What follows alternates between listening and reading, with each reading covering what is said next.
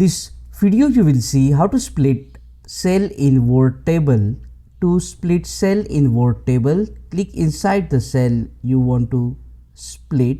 After clicking, you will see here the option of layout.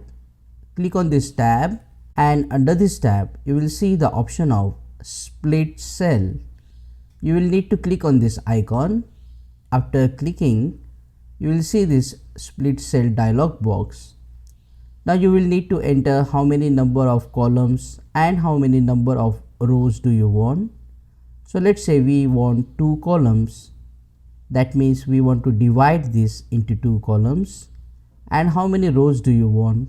If you enter only 1 row here, this will be unchanged.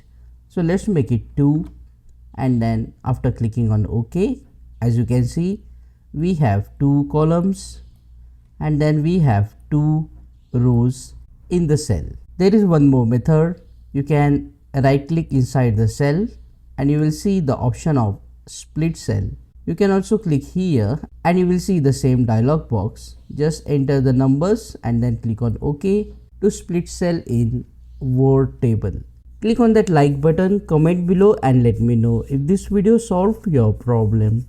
And don't forget to check out these useful videos shown on screen related to Microsoft Word table. See you again in the next one.